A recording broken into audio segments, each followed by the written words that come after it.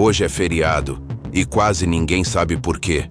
Não é aniversário de uma batalha, não é nascimento de um rei, não é proclamação de uma república.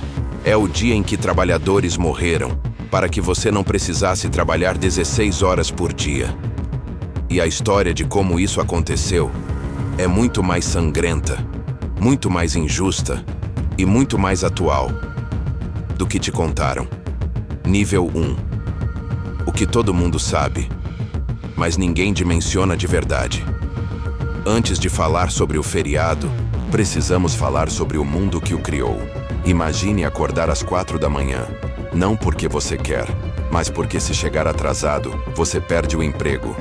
Imagine trabalhar até às 8 da noite, 16 horas dentro de uma fábrica, sem ventilação, sem pausa para almoço, sem água limpa, sem banheiro adequado, por 6 dias por semana, sem férias, sem 13º, sem aposentadoria, sem nenhuma proteção se você se machucar.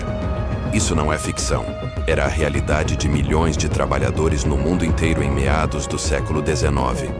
E o pior, não eram apenas adultos. Crianças de 6, 7, 8 anos trabalhavam nas fábricas têxteis da Inglaterra, nas minas de carvão dos Estados Unidos, nas lavouras de açúcar do Brasil. Crianças que nunca foram à escola, que nunca tiveram infância, que envelheciam antes dos 20 anos de tanto trabalho pesado.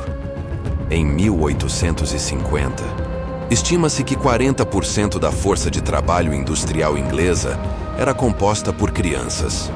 40%. Os donos das fábricas tinham uma lógica que consideravam perfeitamente racional. Quanto mais horas trabalhadas, mais produção, mais lucro. O trabalhador que reclamasse era demitido na hora, e havia sempre outro desesperado esperando na fila para ocupar seu lugar. Não havia sindicato, não havia lei de proteção, não havia nenhuma instância a quem recorrer. O trabalhador era descartável, literalmente. Foi nesse contexto que nasceu um movimento que mudaria o mundo: a luta pelas 8 horas de trabalho. O slogan era simples e poderoso: 8 horas de trabalho, 8 horas de descanso, 8 horas para o que quisermos. 24 horas divididas em 3 partes iguais. Uma ideia tão óbvia, tão humana, tão razoável, que os donos das fábricas a trataram como revolução comunista.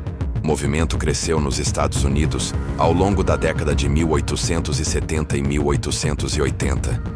Trabalhadores organizados, greves, panfletos, assembleias, uma pressão crescente por condições minimamente humanas de trabalho. E então os líderes do movimento marcaram uma data. 1º de maio de 1886. Seria o dia de uma greve geral nacional. O dia em que os trabalhadores americanos parariam tudo para exigir as 8 horas. Em nível 2. O que poucos sabem. 1º de maio de 1886. Chicago, Illinois. 340 mil trabalhadores pararam de trabalhar em todo o país. A maior greve da história americana até aquele momento. Em Chicago, o epicentro do movimento, 40 mil trabalhadores foram às ruas. As fábricas pararam, os trens pararam, os matadouros pararam, a cidade parou. Nos dias seguintes, a tensão foi crescendo. 3 de maio de 1886. Em frente à fábrica McCormick Harvesting Machine, trabalhadores em greve foram atacados pela polícia de Chicago. 2 trabalhadores morreram, vários ficaram feridos. A resposta dos líderes operários foi convocar um protesto para o dia seguinte, 4 de maio, Praça Haymarket, Chicago. O protesto começou pacífico. Cerca de 3.000 pessoas reunidas numa praça pública. Discursos, palavras de ordem, a chuva começando a cair. A multidão já estava se dispersando quando a polícia avançou para encerrar o protesto. E então, uma bomba explodiu no meio dos policiais. Até hoje não se sabe quem jogou a bomba. Esse detalhe é fundamental. E voltaremos a ele. A explosão matou um policial na hora.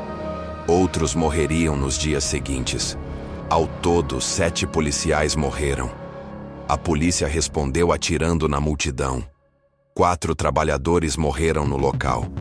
Dezenas ficaram feridos. O caos foi total.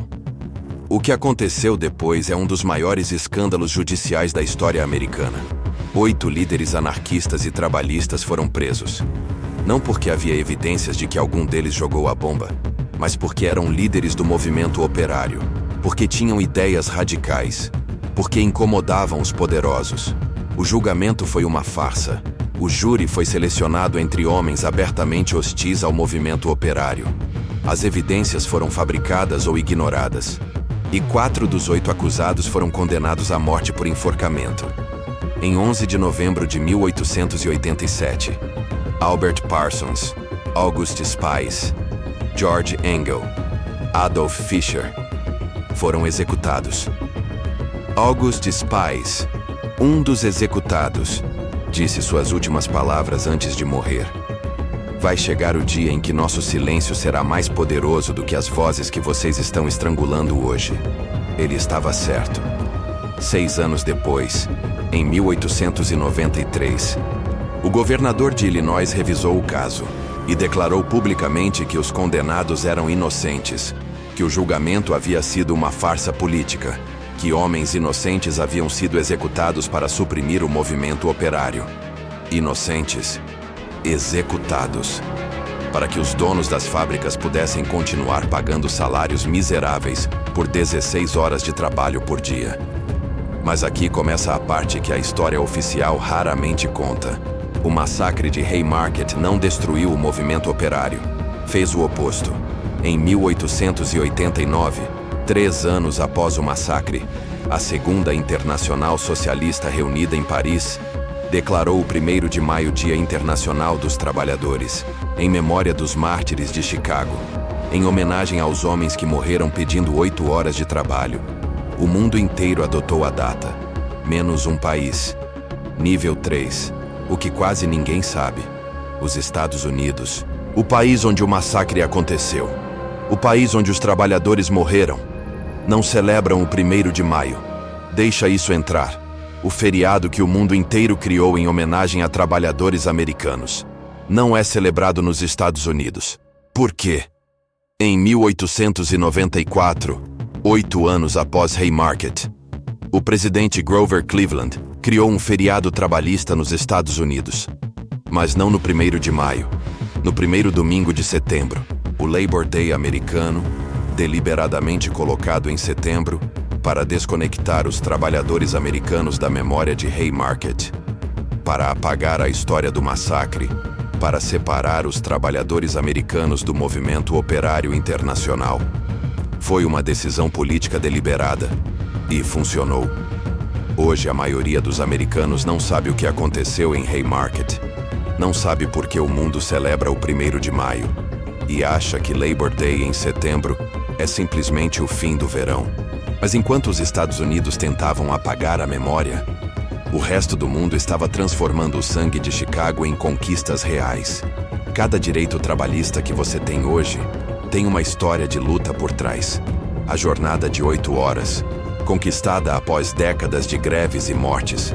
As férias remuneradas, conquistadas na Europa após a Primeira Guerra Mundial, quando os trabalhadores disseram que não voltariam às trincheiras sem garantias de descanso.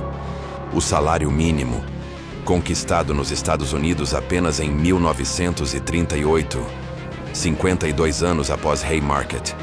A proibição do trabalho infantil, conquistada aos poucos, país por país, resistida pelos donos de fábricas que argumentavam que as crianças precisavam trabalhar para sobreviver, como se a solução para a pobreza infantil fosse explorar crianças pobres. E aqui está o padrão que se repete em cada conquista trabalhista. Primeiro os trabalhadores pedem, são ignorados. Então os trabalhadores organizam, são reprimidos. Então os trabalhadores param, são atacados. Então os trabalhadores morrem e o mundo finalmente presta atenção. Cada direito que você tem seguiu esse caminho. Nível 4. O mais chocante, o Brasil. E o que Getúlio Vargas fez com o 1º de maio? Quando o movimento operário chegou ao Brasil no início do século XX, trouxe junto anarquistas e socialistas italianos e espanhóis, imigrantes que haviam trabalhado nas fábricas europeias, que conheciam a história de Haymarket, que sabiam o que era possível conquistar quando os trabalhadores se organizavam. As primeiras greves brasileiras aconteceram em 1917. A Greve Geral de São Paulo, que parou a cidade por dias, que resultou em mortes e prisões, mas também nas primeiras concessões dos industriais brasileiros. Mas a grande virada no Brasil veio com Getúlio Vargas. E aqui está a revelação que pouquíssimos brasileiros conhecem. Getúlio Vargas não deu direitos aos trabalhadores brasileiros porque era generoso. Ele deu direitos aos trabalhadores para controlar os trabalhadores. Em 1930, Vargas chegou ao poder num golpe e percebeu rapidamente que o movimento operário organizado era uma ameaça ao seu governo, assim como havia sido uma ameaça aos industriais americanos em Haymarket. A solução de Vargas foi sofisticada. Em vez de reprimir os trabalhadores, ele os cooptou. Vargas criou a Consolidação das Leis do Trabalho, a CLT, em 1943. Carteira de trabalho, salário mínimo, férias remuneradas, jornada de 8 horas, direitos reais, conquistas reais, mas com uma condição: os sindicatos passariam a ser controlados pelo Estado, não pelos trabalhadores, pelo Estado. E então veio o 1º de maio. Vargas transformou o Dia Internacional dos Trabalhadores, o dia criado em memória dos mártires de Chicago,